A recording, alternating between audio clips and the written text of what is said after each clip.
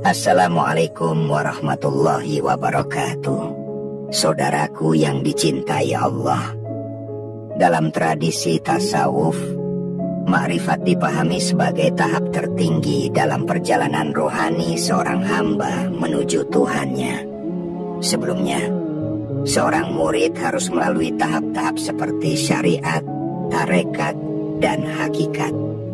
Baru setelah itu, jika Allah mengizinkan, tersingkaplah tirai makrifat. Tanda-tanda awal ketika tirai makrifat mulai tersingkap bukan dari mimpi-mimpi agung atau keajaiban besar, melainkan dari rasa halus di dalam hati, seperti kegelisahan terhadap dunia, kerinduan yang tak tertahankan kepada Allah, dan kesadaran yang mendalam bahwa segala sesuatu hanyalah bayang-bayang dari kehadirannya. Ketika seseorang berada di titik ini, dia mulai mengalami apa yang para sufi sebut dengan hudur, kehadiran hati di hadapan Allah. Hati tak lagi lalai dalam ibadah. Ia tidak hanya sekadar sujud, tapi tenggelam dalam cinta dan kesadaran. Bahkan dalam diamnya, hatinya berbicara kepada Tuhannya. Ia menangis bukan karena dunia, tapi karena menyadari jauhnya diri dari yang maha dekat. Ia bahagia bukan karena memiliki sesuatu, melainkan karena merasa diperhatikan olehnya, walau dirinya hanyalah debu yang fana. Namun, penting untuk dipahami bahwa makrifat bukan berarti mengenal zat Allah secara mutlak. Itu mustahil bagi makhluk. Makrifat adalah mengenal Allah melalui nama dan sifatnya, melalui rasa, kelembutan, dan tanda-tanda kebesarannya di alam semesta dan dalam diri. Disinilah tasawuf menawarkan pendekatan yang unik, bukan melalui argumen logis, melainkan dengan penyucian hati. Hati yang bersih dari nafsu dan syahwat menjadi cermin tempat cahaya Tuhan memantul.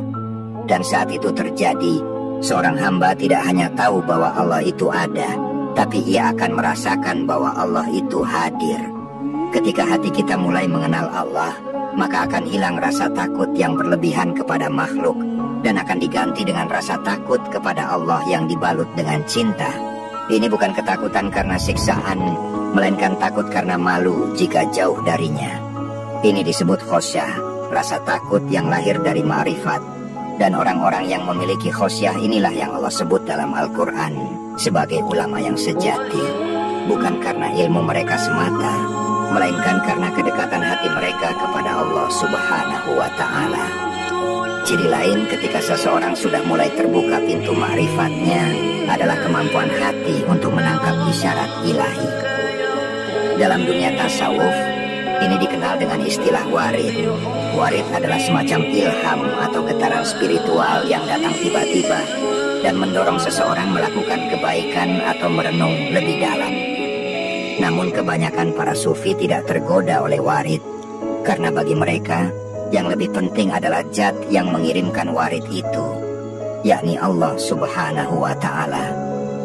Hamba yang berada dalam tahap makrifat juga mulai merasakan bahwa segala sesuatu adalah dari Allah, oleh Allah, dan menuju Allah. Ia tidak lagi protes terhadap takdir, sebab ia tahu bahwa di balik setiap kejadian ada cinta dan pendidikan ilahi. Ia memandang musibah sebagai cara Allah membersihkan hatinya. Ia melihat rezeki bukan dari manusia, melainkan dari tangan kasih Tuhan. Ia hidup dalam ridho, tenang dalam badai, dan kuat meski dunia menggodanya. Ketika seseorang melangkah lebih tinggi ke wilayah makrifat, ia memasuki sebuah dimensi yang disebut oleh para sufi sebagai fana, yaitu lenyapnya ego diri dalam keagungan Allah. Fana bukan berarti hilang secara fisik atau kesadaran, melainkan hilangnya rasa aku dalam pengakuan bahwa tiada daya dan upaya selain dari Allah. Seorang hamba dalam keadaan fana tidak lagi melihat dirinya sebagai pusat segala sesuatu. Ia tidak lagi merasa memiliki amal, keberhasilan, bahkan doa, karena semua kembali kepada Allah. Ia sadar bahwa ia hanyalah perantara, pelaku sejati adalah Tuhan. Fana adalah bentuk puncak dari keikhlasan, dan dari fana, seorang hamba dibangkitkan kembali dalam baqo, hidup dalam kesadaran bersama Allah, Disinilah muncul pribadi-pribadi sufi yang lembut, bijaksana, dan kuat menghadapi ujian. Ia hidup tak terikat dunia. Ia mencintai, tapi tak menuntut balasan. Ia memberi, tapi tak merasa berjasa. Karena semua telah dikembalikan kepada sang pemilik sejati. Perjalanan menuju makrifat ini bukanlah jalan yang bisa ditempuh sendiri. Disinilah pentingnya peran seorang guru atau mursyid. Dalam tradisi tasawuf, mursyid adalah laksana cermin bening tempat kita bercermin diri. Ia bukan sekadar pengajar, melainkan ia adalah pembimbing spiritual yang telah menempuh jalan tersebut terlebih dahulu. Ia mengerti bagaimana menuntun murid menyeberangi jurang nafsu, ego, dan kebingungan rohani. Seorang mursyid yang hakiki tidak akan meminta muridnya untuk mengagungkan dirinya, melainkan mereka selalu menunjukkan jalan kepada Allah dengan keikhlasan. Ia menanamkan tawakal, membimbing dengan zikir, membersihkan hati, dan menuntun dengan kasih sayang. Tanpa bimbingan, seseorang bisa terjebak dalam ilusi rohani. Bisa jadi ia mengira telah makrifat, padahal masih bermain dalam ranah rasa diri dan perasaan halus yang menipu. Oleh karena itu, para sufi menekankan adab, yaitu tata krama rohani, sebagai kunci utama. Tanpa adab, ilmu berubah menjadi kesombongan. Dengan adab, bahkan kebodohan bisa berubah menjadi cahaya. Hati yang mulai makrifat juga memiliki sensitivitas rohani yang tajam. Ia menangkap kehadiran Allah dalam setiap hembusan angin, dalam tiap rintik hujan, bahkan dalam kesunyian malam. Ia tidak lagi hanya merasakan Allah di atas sajadah, tapi di setiap detak waktu. Setiap kesedihan menjadi pelukan rahmat. Setiap kenikmatan menjadi syukur yang menundukkan. Hatinya lembut, jiwanya tunduk, dan pikirannya tenang. Saudaraku, hati yang telah disentuh makrifat juga memiliki daya pancar cahaya bagi sekitarnya. Ia menyejukkan seperti mata air. Ia menjadi penghubung, bukan pemecah. Ia menjadi penenang, bukan pembuat resah. Karena hatinya telah dipenuhi cahaya ma'rifah, maka tutur katanya pun memantulkan hikmah. Tidak semua orang yang pandai bicara memiliki ma'rifat, tapi setiap orang yang benar-benar ma'rifat, ucapannya selalu menyejukkan, walau kadang hanya dalam diam. Inilah tujuan tasawuf, bukan menjadikan kita istimewa di mata manusia, melainkan menjadikan kita lembut dan rendah hati di hadapan Allah. Makrifat tidak menjadikan seseorang ingin dilihat, tapi membuatnya ingin tersembunyi. Ia seperti akar yang kuat, menancap dalam tanah keikhlasan, menopang pohon amal yang berbuah kasih sayang. Saudaraku yang disayangi Allah, teruskan perjalanan ini. Jangan berhenti hanya di syariat ibadah. Selami maknanya, rasakan hadiratnya.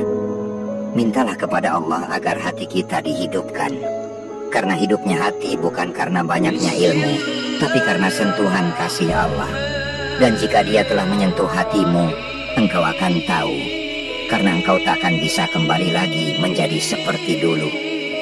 Mari kita lihat kisah-kisah para kekasih Allah, para sufi agung yang telah melewati lorong panjang menuju makrifat dan meninggalkan jejak cahaya untuk kita ikuti. Kita mulai dengan Imam Al-Ghazali, sang Hujjatul Islam.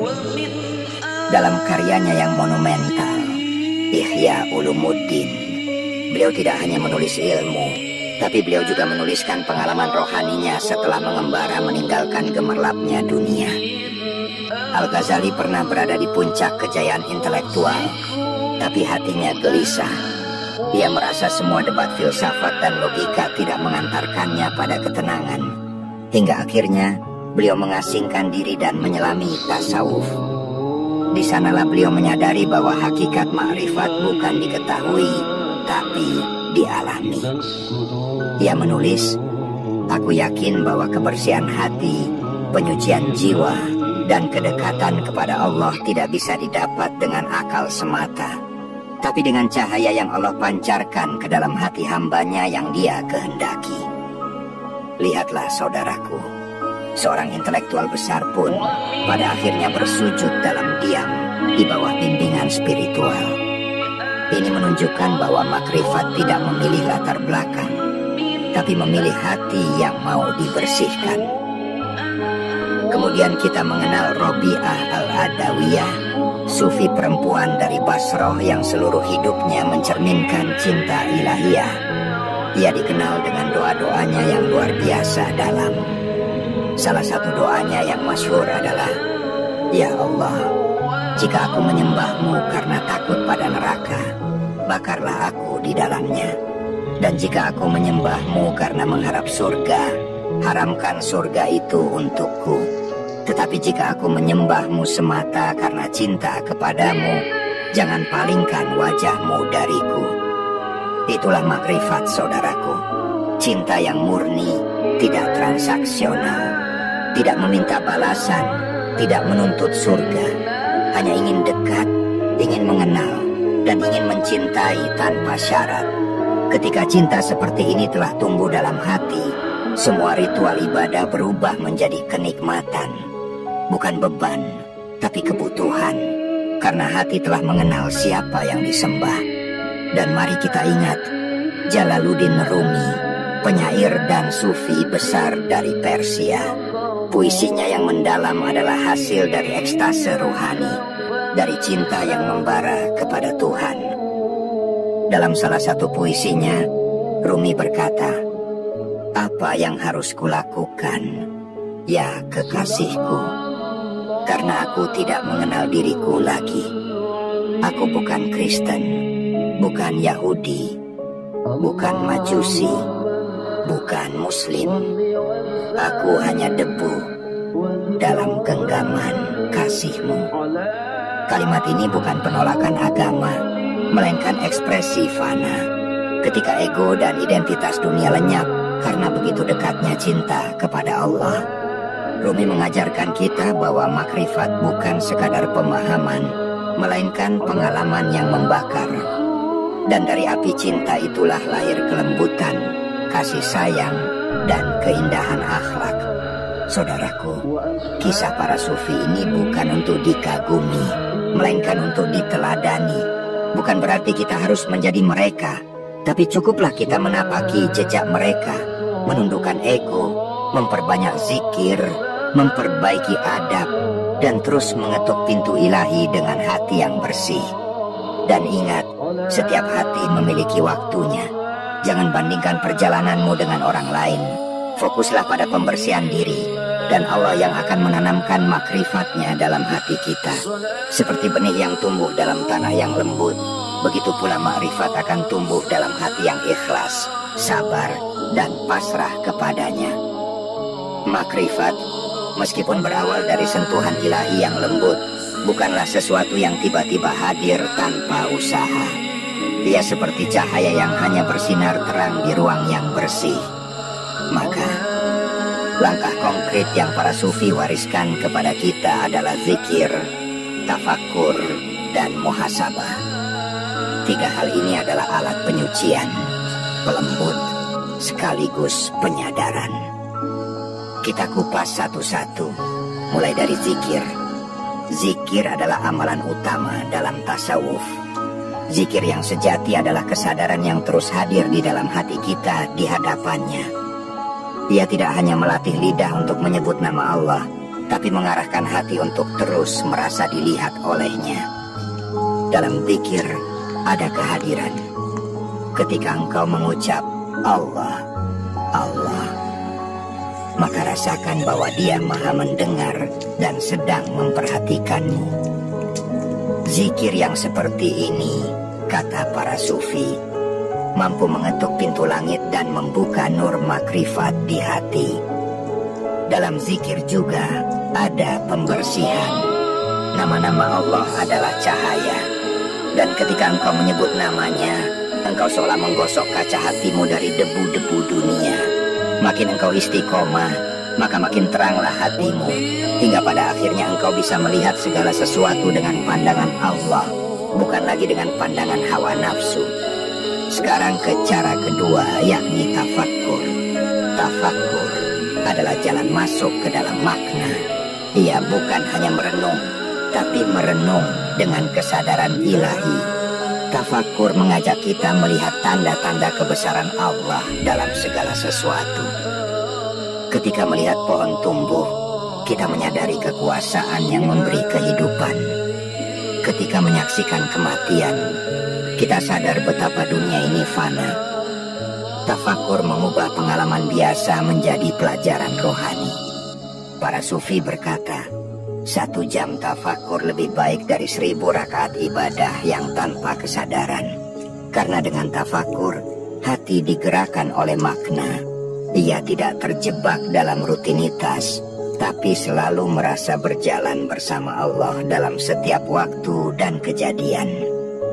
Dan terakhir atau ketiga, yakni muhasabah. Muhasabah adalah cermin yang membuat kita jujur kepada diri sendiri. Ia adalah evaluasi batin yang dilakukan bukan untuk menghukum diri, tapi untuk mengenali mana yang harus diperbaiki. Setiap malam, para sufi duduk diam, memeriksa hati. Apa yang aku lakukan hari ini? Apakah aku jujur? Apakah aku zalim? Apakah aku ingat Allah atau lalai? Melalui muhasabah, kita dilatih menjadi hamba yang sadar. Dan hanya hati yang sadar yang bisa menerima anugerah makrifat. Karena makrifat tidak pernah turun kepada hati yang sombong, yang merasa cukup, atau yang sibuk menilai orang lain.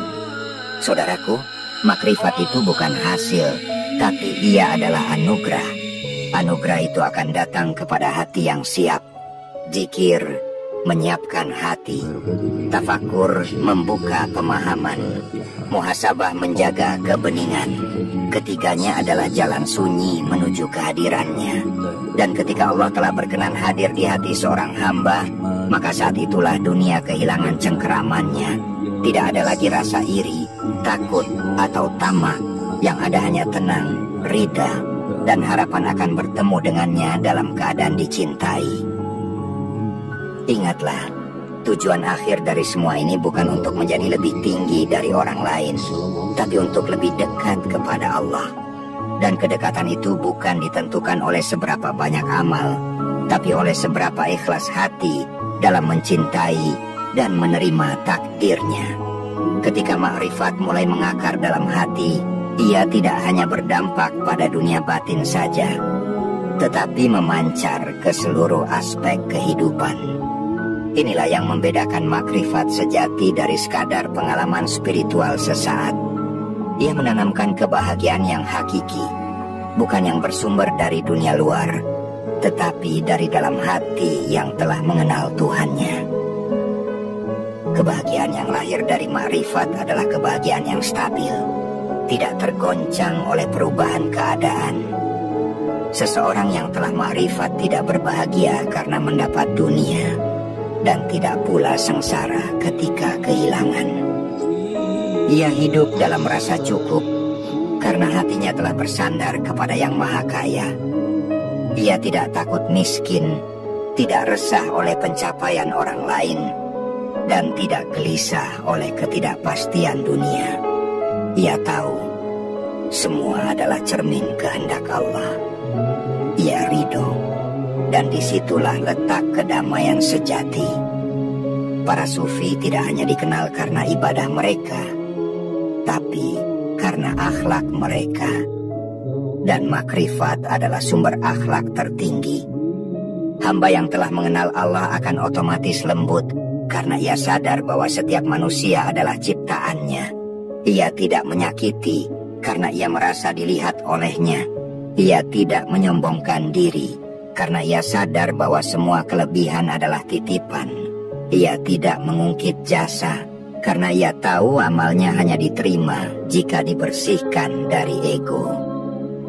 Dalam interaksi sosial, makrifat menjadikan seseorang ringan memberi, cepat memaafkan, dan sabar menghadapi ujian dari manusia.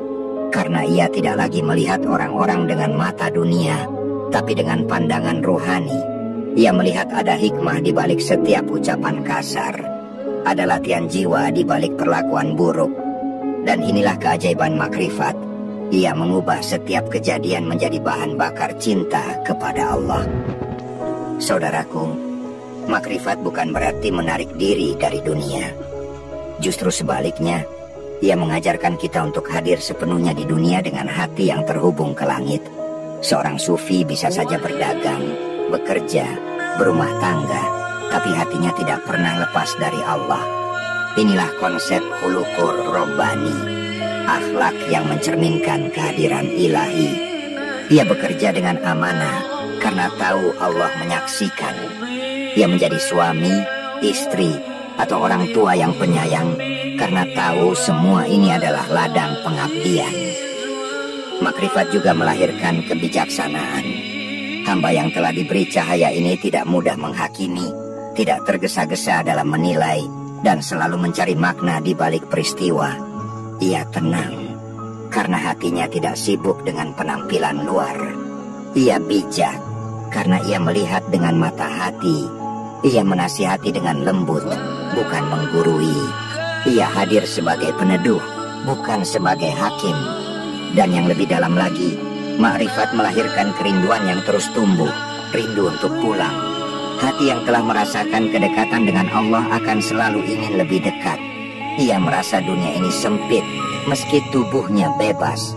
Ia merasa asing, karena jiwanya telah terikat pada kampung akhirat.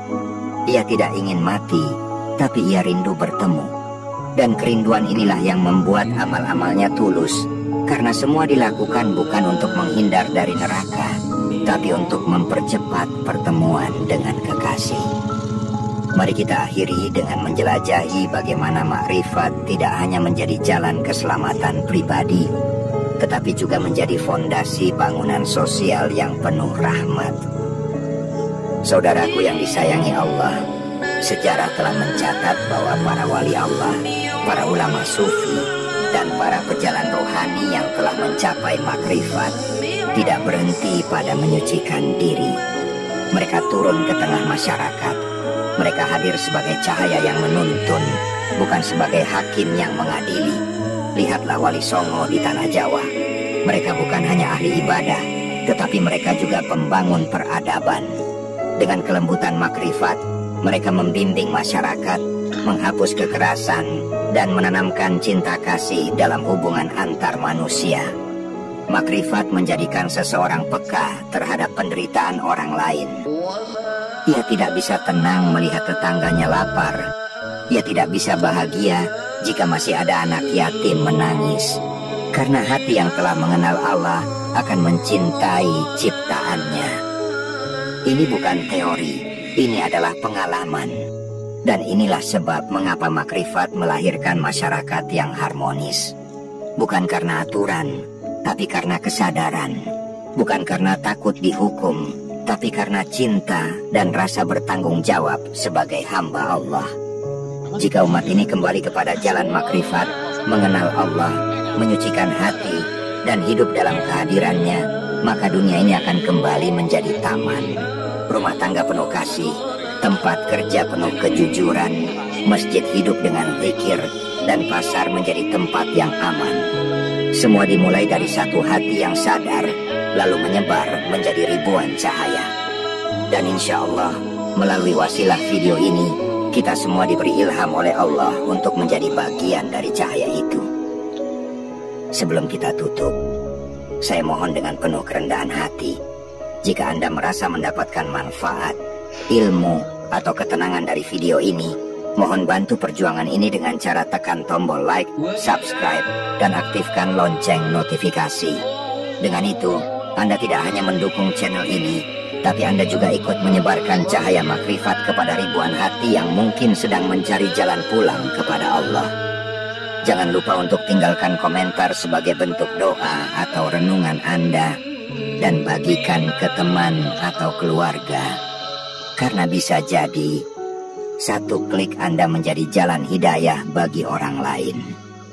Semoga Allah menanamkan cahaya makrifat di hati kita semua, menjaga kita dalam jalan para kekasihnya, dan menuntun langkah kita hingga kelak kita kembali kepadanya dalam keadaan dicintai.